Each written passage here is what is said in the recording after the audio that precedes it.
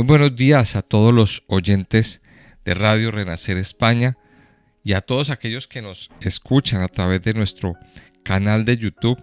Damos la bienvenida a este su programa Buenos días Señor, este programa que hacemos cada mañana a través de la plataforma de Mixelar Radio a partir de las 5 de la mañana, donde iniciamos nuestro día en oración, en adoración, dándole gracias al Padre por su amor y por su bondad, pero también meditando en su palabra.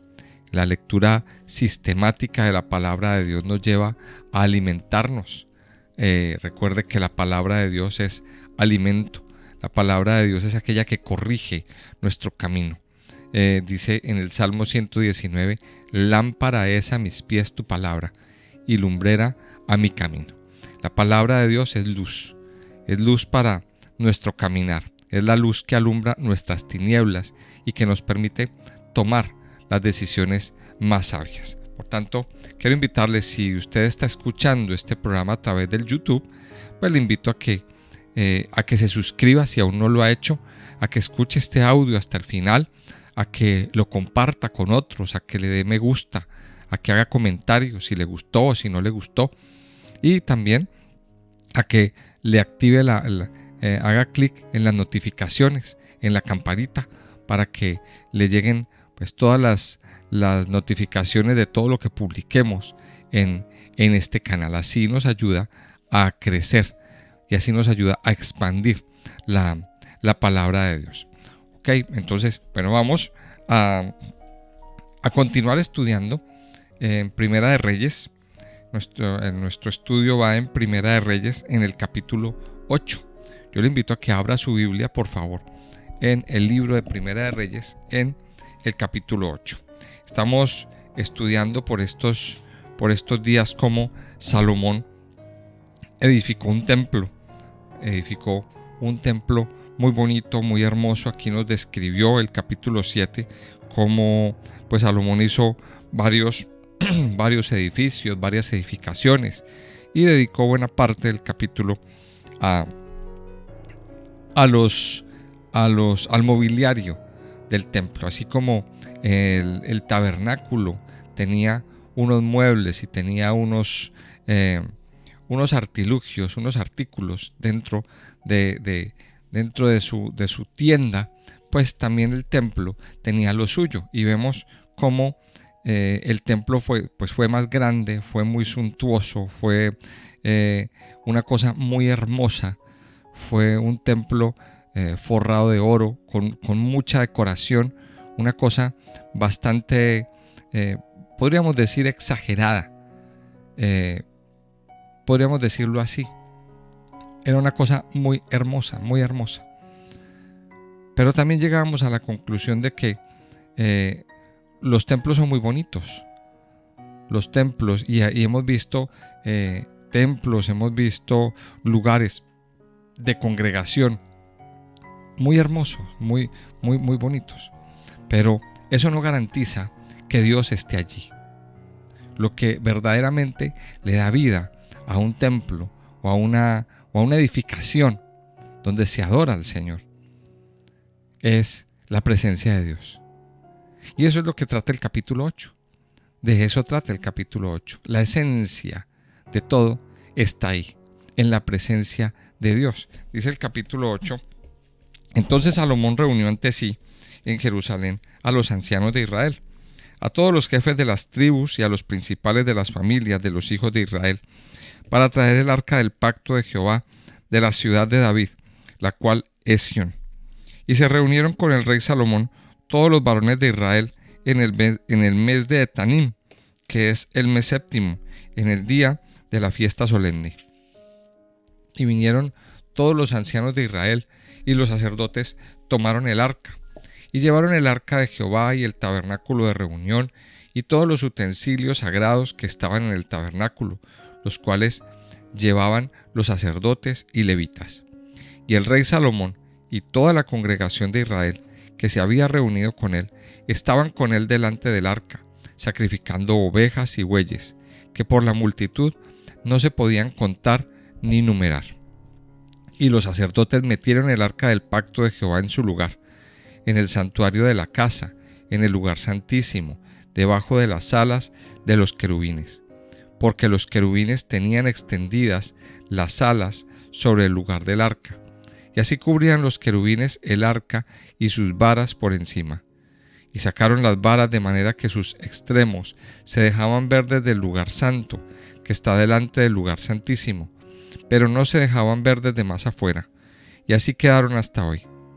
En el arca ninguna cosa había, sino las 2 tablas de piedra que allí había puesto Moisés en Horeb, donde Jehová hizo pacto con los hijos de Israel, cuando salieron de la tierra de Egipto. Y cuando los sacerdotes salieron del santuario, la nube llenó la casa de Jehová. Y los sacerdotes no pudieron permanecer para ministrar por causa de la nube, porque la gloria de Jehová había llenado la casa. Entonces dijo Salomón: Jehová ha dicho que él habitaría en la oscuridad. Yo he edificado casa por morada para ti, sitio en que tú habites para siempre. Y volviendo el rey su rostro, bendijo a toda la congregación de Israel, y toda la congregación de Israel estaba en pie. Y dijo: Bendito sea Jehová, Dios de Israel, que habló a David, mi padre, lo que con su mano ha cumplido, diciendo: Desde el día que saqué de Egipto a mi pueblo Israel, no he escogido ciudad de todas las tribus de Israel para edificar casa en la cual estuviese mi nombre, aunque escogí a David para que presidiese en mi pueblo Israel. Y David mi padre tuvo en su corazón edificar casa al nombre de Jehová, Dios de Israel. Pero Jehová dijo a David mi padre: Cuanto a haber tenido en tu corazón edificar casa a mi nombre, bien has hecho en tener tal deseo. Pero tú no edificarás la casa, sino tu hijo, que saldrá de tus lomos. Él edificará casa en mi nombre. Y Jehová ha cumplido su palabra que había dicho, porque yo me he levantado en lugar de David mi padre, y me he sentado en el trono de Israel, como Jehová había dicho, y he edificado la casa al nombre de Jehová, el Dios de Israel. Y he puesto en ella lugar para el arca, en la cual está el pacto de Jehová que él hizo con nuestros padres cuando los sacó de la tierra de Egipto. Luego se puso Salomón delante del altar de Jehová, en presencia de toda la congregación de Israel, y extendiendo sus manos al cielo, dijo: Jehová, Dios de Israel, no hay Dios como tú, ni arriba en los cielos, ni abajo en la tierra, que guardas el pacto y la misericordia a tus siervos, los que andan delante de ti con todo su corazón, que has cumplido a tu siervo David mi padre lo que le prometiste.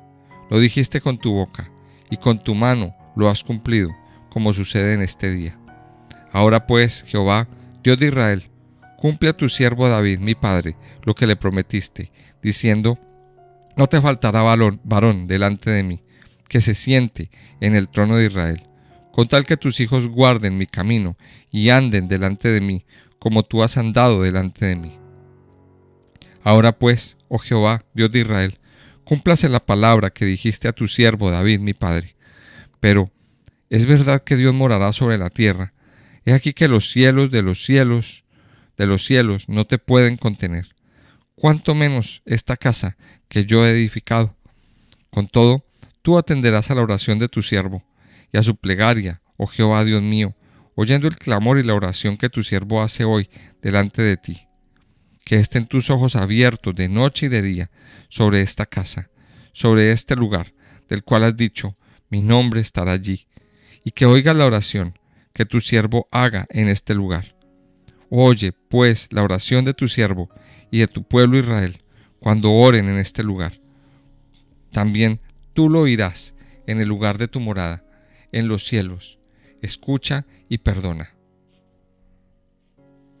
Si alguno pecare contra su prójimo, y le tomare en juramento, haciéndole jurar, y viniere el juramento delante de tu altar en esta casa, tú oirás desde el cielo y actuarás, y juzgarás a tus siervos, condenando al impío y haciendo recaer su proceder sobre su cabeza, y justificando al justo para darle conforme a su justicia.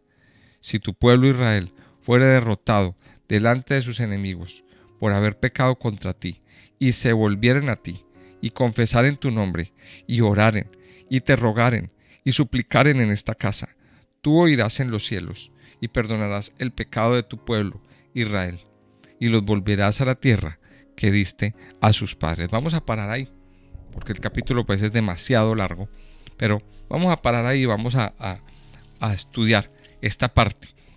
Lo primero que nos dice el capítulo 8 en la primera parte es que Salomón traslada el arca al templo. ¿Qué significaba el arca? El arca representaba la presencia de Dios. Recordemos que en el tabernáculo de reunión, el mueble principal era el arca del pacto. Los demás tenían mucha simbología, tenían mucho significado, pero el mueble que daba la energía, el mueble que daba el significado para lo que fue hecho el tabernáculo, fue para proteger el arca del pacto, prácticamente. Y en el arca del pacto estaba la presencia de Dios. Dentro del arca estaban los 10 mandamientos. Dentro de esa arca del pacto inicialmente también estaba la vara de Aarón que reverdeció y un vasito con maná, con una porción de maná. Dios quiso que eso estuviera dentro del arca del pacto.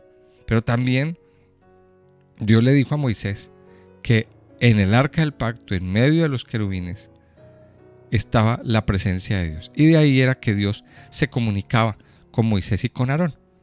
Ahí estaba la presencia de Dios. O sea que el arca representaba eso. El arca representaba la presencia de Dios. El arca tenía, la tapa del arca era el propiciatorio, sobre el cual se hacían los sacrificios cada año. Se derramaba la sangre del cordero. Y cada año se hacía el día de la expiación, la fiesta de Yom Kippur. Y dice que Salomón Salomón reunió en Jerusalén a los ancianos, a los jefes, a los principales de las familias, para traer el arca del pacto de la ciudad de David, la cual legión, ¿a dónde? Al templo. Ya el templo estaba inaugurado. Lo que le faltaba era poner el arca en su lugar, poner la presencia de Dios. Y dice aquí en el versículo 2, y se reunieron con el rey Salomón todos los varones de Israel en el mes de Etanín, que es el mes séptimo, en el día de la fiesta solemne. Creo que esa fiesta solemne a la que hace referencia es la fiesta de Yom Kippur, la fiesta del día de la expiación.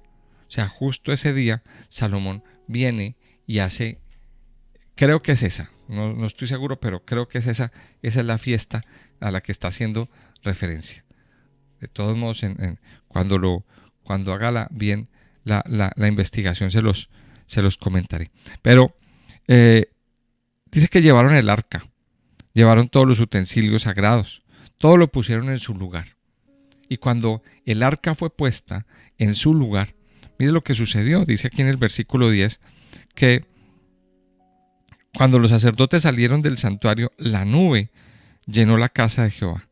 Y los sacerdotes no pudieron permanecer para ministrar por causa de la nube, porque la gloria de Jehová había llenado la casa. Entonces, muchas partes del templo pues le estaban prohibidas al público en general. Solamente los sacerdotes podían entrar a ellas, y ni siquiera los sacerdotes podían entrar al lugar santísimo, fuera pues sobre todo en ciertas ocasiones, en ocasiones muy especiales. Salomón no había querido un edificio para los seres humanos, sino un lugar adecuado para que Dios morara en él.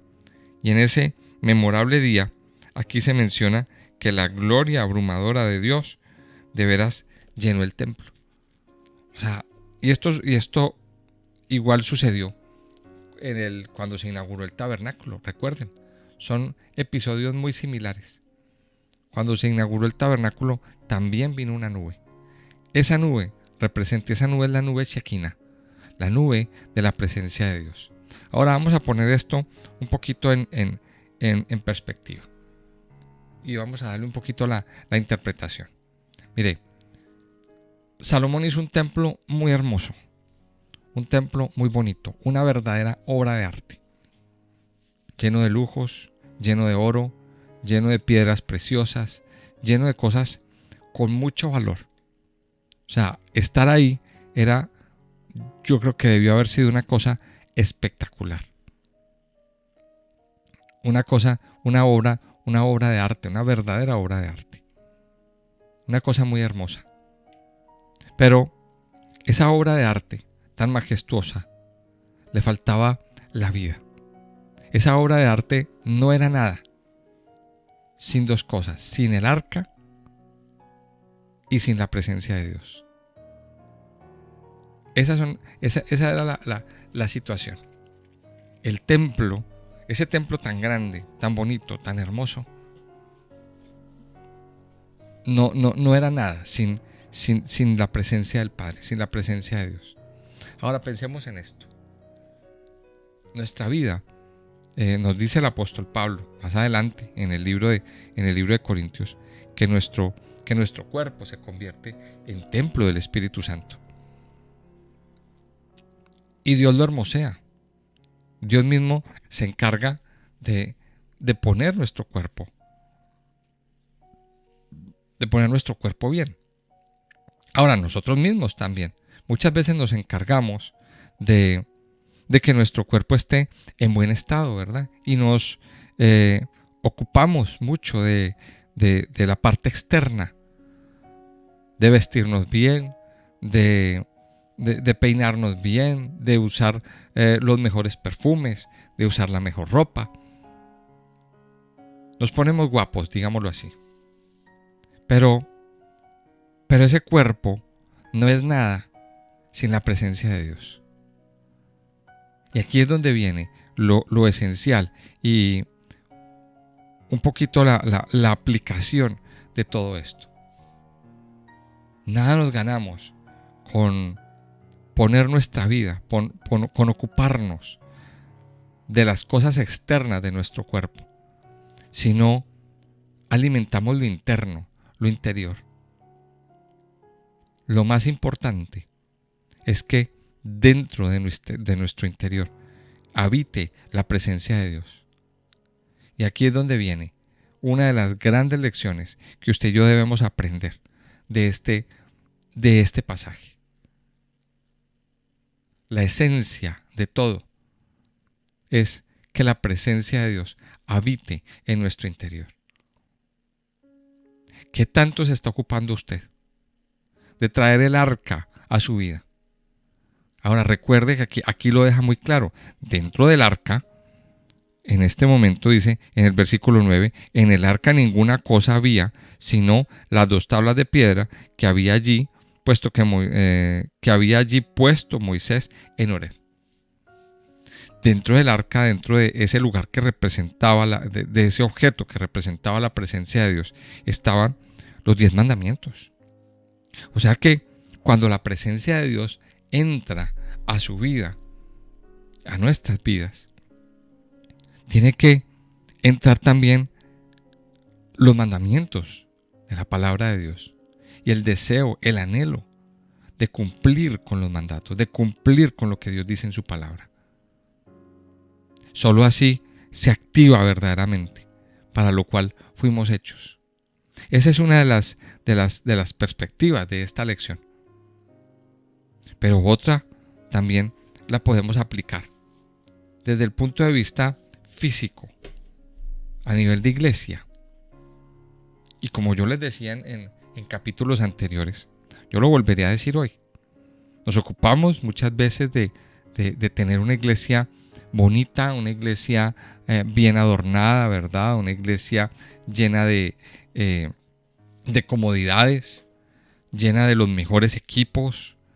Nos ocupamos de traer unas buenas sillas, nos ocupamos de una buena decoración, que cuando lleguemos a la iglesia nos encontremos con un lugar que nos inspire, que nos llene. Nos ocupamos de todo eso.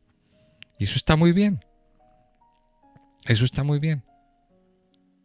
Y está muy bien que la iglesia siempre esté limpia, que el lugar donde nos reunimos siempre esté en buenas condiciones. Pero la pregunta mía es, ¿está la presencia de Dios allí? ¿Está la presencia de Dios en este lugar? ¿Cuál es el objetivo de tener una iglesia? ¿A qué vamos a la iglesia? Esa es la gran pregunta. ¿A qué vamos? ¿A qué asiste usted a la iglesia? Pregúntese eso hoy. ¿A qué vamos? Mire, yo de verdad que me entristezco mucho. Me entristece muchas veces ver personas que van a la iglesia, pero no tienen ni idea cómo van. Van de cualquier manera. Van vestidos de cualquier manera. Muchas veces los hijos, sobre todo hablando de los jóvenes, llegan a regañadientas a la iglesia. O llegan con unas caras, como decimos en Colombia, estirando jeta, ¿verdad? Mire, a veces llegamos con una actitud equivocada a la iglesia, a la casa de Dios. Mire bien, porque el lugar a donde nosotros vamos a reunirnos es un lugar santo, es un lugar sagrado. Es un lugar donde está la presencia de Dios. Por tanto, yo quiero invitarle a que no vaya de cualquier manera. Y que cuando usted va, tenga el respeto de estar en su lugar, de no estar de aquí para allá levantándose o conversando o atendiendo llamadas o haciendo quién sabe qué cosa. Mire, está la presencia de Dios allí. Y cada uno de nosotros, cuando vamos a la iglesia, el sábado o el domingo, pues es el resultado de lo que hicimos en la semana. Y supongamos que durante toda la semana no adoramos, no alabamos, no ayunamos, vivimos de cualquier manera. Cuando lleguemos a la iglesia, pues muchas veces van personas cargados, carnales. Entonces, claro, va uno, va otro, va otro, va otro, va otro, va otro y va otro. Y muchos, de la misma manera, el ambiente se hace pesado. ¿Qué tal si todos vamos en ese proceso durante la semana? Hacemos nuestra parte. Y cuando lleguemos a la iglesia, Dios se va a glorificar de una manera espectacular. Porque llegamos con expectativa, llegamos a aprender, llegamos a recibir palabra de Dios. Yo los animo a que meditemos en esta parte. Mire, tanto una posición como la otra son viables en este caso. Nuestro cuerpo no es nada sin la presencia de Dios. La iglesia no es nada sin la presencia de Dios. El templo no es nada sin la presencia de Dios. Lo más importante es que la presencia de Dios habite en nuestras vidas y en nuestros corazones. La segunda parte, a partir del versículo 12, nos habla de la dedicación del templo, de cómo cuando los sacerdotes pusieron el arca en su lugar y la casa se llenó de la nube. Entonces dice en el versículo 12, entonces dijo Salomón, Jehová ha dicho que él habitaría en la oscuridad. Yo he edificado casa por morada para ti, sitio en que tú habites para siempre. O sea, aquí Salomón está empezando y levanta unas palabras a Dios. Él está haciendo una oración. Él está orando al Señor y le está diciendo, Señor, yo edifiqué casa. Y dice aquí el versículo 15, bendito sea Jehová, Dios de Israel, que habló a David, mi padre, lo que con su mano ha cumplido, diciendo. Entonces aquí empieza Salomón a hacer una oración. Aquí empieza Salomón a hacer una oración. Y dice en el versículo 23, dice, en el 22, luego se puso Salomón delante del altar de Jehová, en presencia de toda la congregación. O sea, él no estaba dentro, él estaba fuera, en el altar, donde se hacen los sacrificios. Dice, se puso delante del altar de Jehová en presencia de toda la congregación de Israel y extendiendo sus manos al cielo, dijo, mire lo que dice, Jehová Dios de Israel, no hay Dios como tú, ni arriba en los cielos, ni abajo en la tierra, que guardas el pacto y la misericordia de tus siervos, los que andan delante de ti con todo su corazón, que has cumplido a tu siervo David, mi padre, lo que le prometiste, lo dijiste con tu boca y con tu mano lo has cumplido, como sucede en este día. O sea, Salomón está haciendo una oración de dedicación. Le está entregando esa casa que construyó al Señor para que el Señor habite. Y aquí es donde viene una cosa que es bien importante y la tenemos que tener en cuenta. ¿Qué tanto nosotros nos estamos dedicando? Recuerde esto, siempre no perdamos de vista que nuestro cuerpo es templo del Espíritu Santo. Que ahora no hay templos de piedra en este tiempo. El templo es usted y soy yo. Somos el templo del Espíritu Santo, somos el templo. Dios habita en nosotros. Pero ¿qué tanto nos estamos consagrando?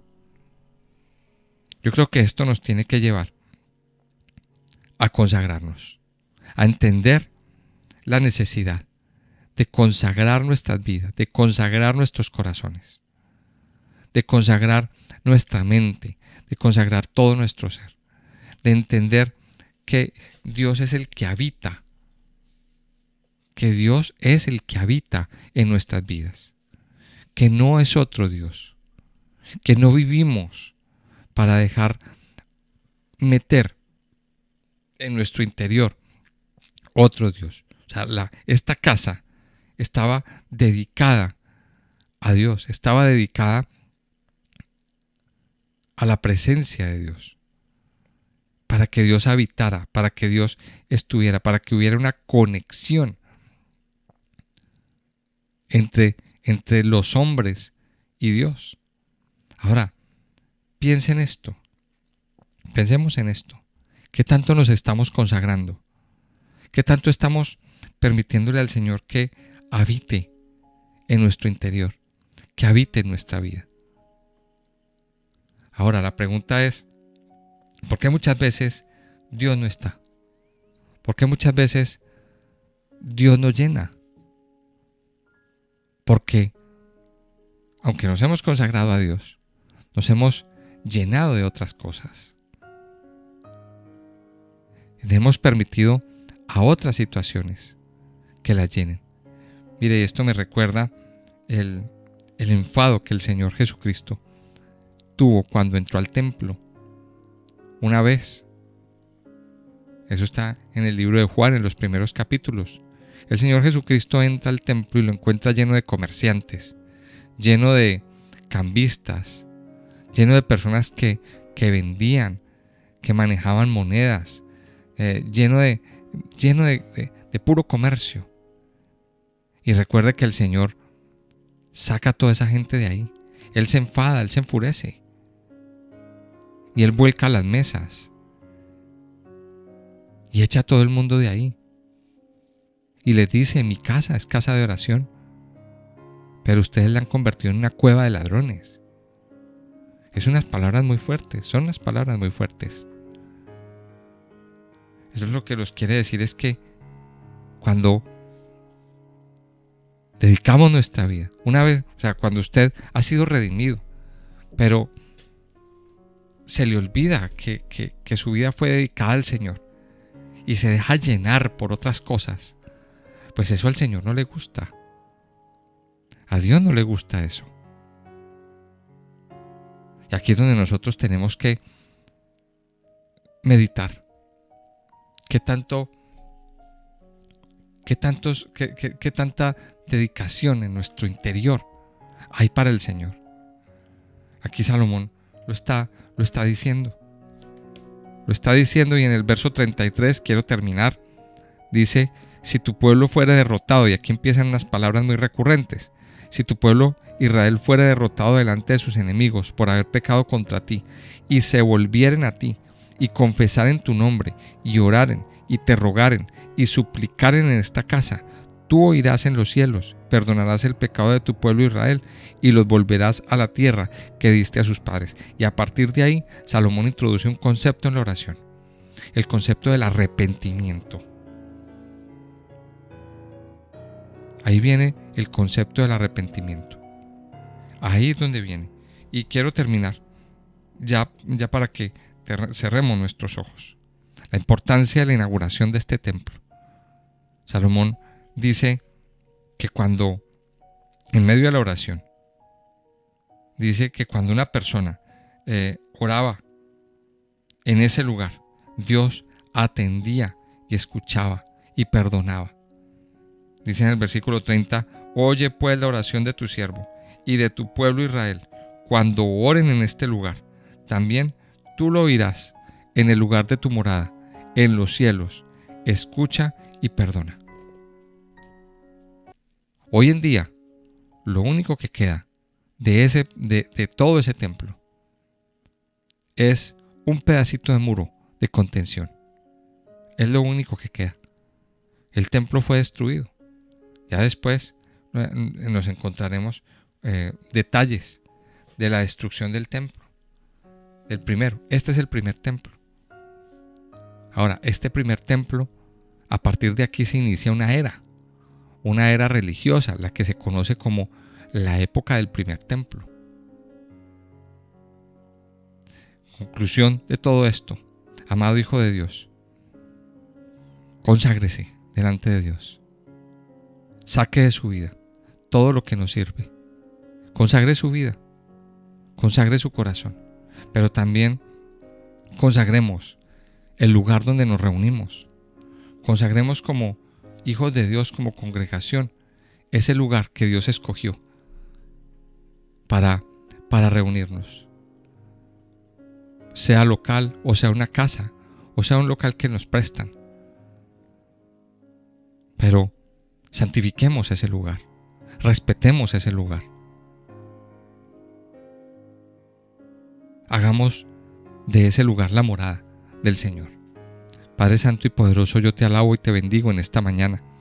Padre, gracias por este tiempo que tú nos das, por este momento donde podemos meditar tu palabra, Señor. Yo te pido que permitas que tu palabra permanezca en nuestro interior, que tu palabra permanezca en nuestros corazones. Ayúdanos, Padre, a que cada día nuestra vida sea consagrada, a que cada día, Señor, nuestra vida sea consagrada a ti. No queremos consagrarnos a otra cosa, no queremos consagrarnos a otro Dios, queremos consagrarnos a ti, Señor, solamente a ti. Por eso yo te pido hoy que nos limpies. Ayúdanos, Señor, a reverenciar tu nombre, a entrar delante de tu presencia con temor, con reverencia, Señor, a respetar tu casa, papá. Ayúdanos, Señor, a vivir en santidad, pero también, Señor, a honrarte cada día, Señor. A que cuando lleguemos delante de ti, Señor, como congregación, como familia, te honremos y te adoremos, Señor, con la debida reverencia, con el debido respeto, Señor. Padre, yo hoy bendigo, Señor, cada uno de los lugares que tenemos para reunirnos. Gracias por esos lugares que tú nos has dado, Señor. Permite que tu presencia esté allí y permanezca allí. Ayúdanos, Padre, a vivir en santidad, a vivir en santificación de nuestra vida, de nuestro espíritu y de nuestros corazones. Padre Santo y Poderoso, yo te alabo en esta mañana. Te pido, Padre, que te quedes con nosotros, que nos permitas hoy consagrarnos a ti, consagrarte a ti nuestra mente, nuestro corazón, nuestras vidas, amado Señor. Padre bueno, yo te alabo y te bendigo en esta mañana. Te pido que te quedes con nosotros en el nombre precioso de Cristo Jesús. Amén y amén.